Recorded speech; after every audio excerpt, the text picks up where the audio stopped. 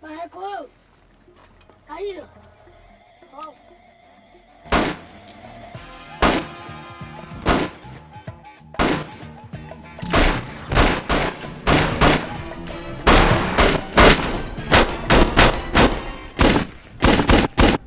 O caminho do bem, o caminho do bem, o caminho do bem.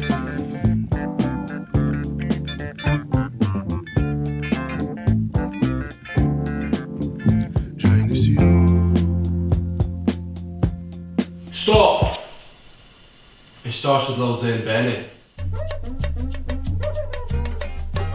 Alvorada, lá no morro, que beleza.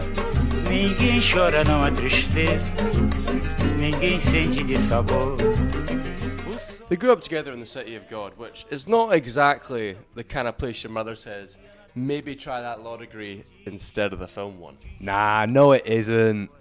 Instead, it's a survival that depends on loyalty, reputation, and knowing who's pointing the gun at who.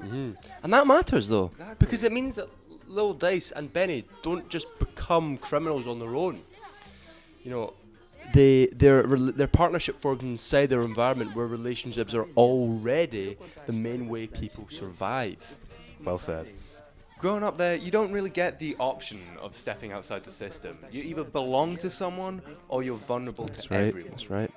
And yeah, man, you know, like, that's exactly what Ishmael Xavier was talking about when he argues that Brazilian cinema often shows characters shaped by their surroundings rather than simply making bad personal choices. But here's the interesting part. Even though they grew up together, Lil Zay and Benny become very different types of people. You know, Lil Zay controls people through fear. When he walks in the room, everyone's scared. But when Benny walks in the room, it's party time. Everyone loves It is Benny. absolutely party time.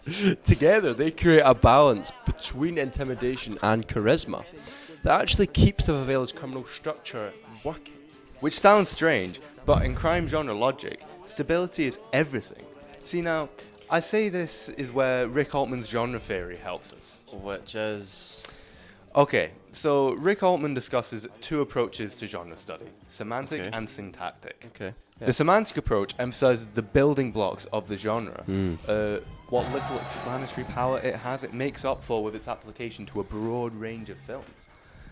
The syntactic approach, however, prioritizes the structure into which they are arranged.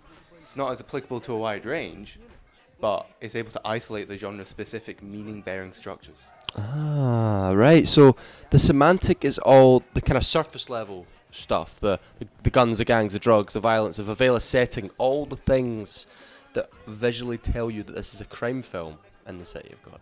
But so as you said, the syntactic side is where it gets more interesting, because that's about how those elements are organized, how meaning is actually constructed through relationships, patterns, and structures.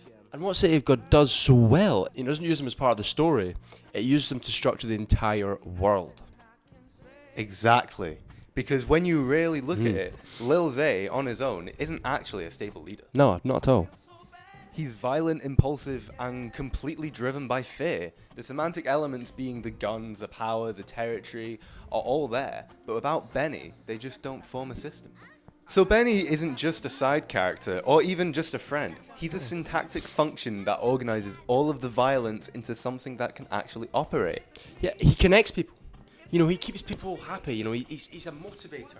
He softens tensions, and most importantly, he translates Lil Zay's brutality into something more cooperational. So what you're really saying is that Lil Zay doesn't just rule through violence. He rules through a relationship that makes the violence legible and sustainable. Yeah, absolutely. And that links directly to Michael Foucault's idea that power doesn't sit inside the individual, but moves through all people. You know, it moves through networks and relationships. Lil Zay might look like he's in charge, but a lot of the authority actually depends on Benny being there beside him. As without Benny, since he said he was going off to, Benny said he was going to go off, smoke pot, listen to rock and all that with his little girlfriend. Sounds great. Sounds wonderful, to be honest. That's better than killing people. Yeah, it does. Lil Zay isn't just losing, in that thing he was given. He wasn't losing a friend, He's losing the one relationship that made his power work in the first place.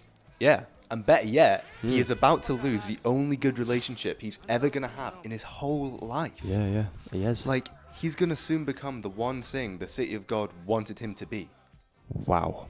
So, leading to an assassination attempt on Lil Zay makes Benny caught in the crossfire and killed, ending the most important relationship in the whole film.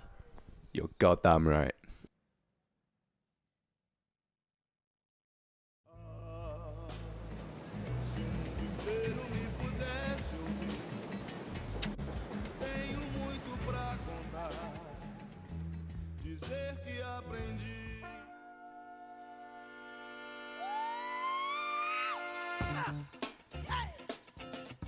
So, when one relationship disappears, another one takes its place. Only this time, it's not built on friendship. It's built on revenge. Well, I would say that's when Knockout Ned comes in. Because, see, unlike Benny, Ned isn't interested in stabilising Lil Zay's world. He's interested in tearing it apart. Now, what makes the relationship between Lil Zay and Knockout Ned so interesting is that it starts off completely differently from the one he had with Benny. See, Ned isn't born into violence the same way Lil Zay and Benny is. He's pushed into it. What turns him isn't ambition, it's what Lil Zay does to his family. And the moment that happens, the relationship stops being personal and starts becoming structural. Because in the City of God, revenge never stays between just two people. Yeah. It spreads across the favela, turning what originally started as just a personal vendetta into a wider gang rivalry. And then into a war. A full-scale gang war. And what's interesting is that Lil Zay still looks like he has it in control. That's why people join him. Yeah. He has the reputation of keeping control. Yeah. But that was Benny keeping that. Going back to Michael Foucault's kind of idea, power doesn't really exist inside of one person. It means that the moment Ned rises up against Lil Zay's authority already starts to weaken. Because now, his power isn't being supported anymore like it was with Benny. It's being challenged. Towards the end of the conflict, neither Lil Zay nor Knockout Ned really controls what's happening anymore. No one remembers. Nobody remembers how, it said it in the film, nobody remembers how the war even started. Exactly. The violence they started has already taken on a life of its own, which connects directly to our pal Michael Falkert's idea. Good pal, innit? I love him. The authority has already shifted away from them two, and their gangs are busy fighting each other. A new generation is already watching, learning, and waiting. The Runts. So, when Lil Zay is killed by the group of children, the Runts, it doesn't end the war. It simply makes space for the next group to take its place. That's what makes the ending so powerful in City of God. It's cyclical. Yeah, the relationship between Lil Zay and Knockout Ned doesn't resolve the violence. Instead, it proves that in the City of God, relationships don't end the cycle. They keep it going. Everybody was kung fu fighting. Those kids were fast as lightning. In fact, it was a little bit frightening. But they fought with expert timing. There were funky Chinamen from funky Chinatown. They were chopping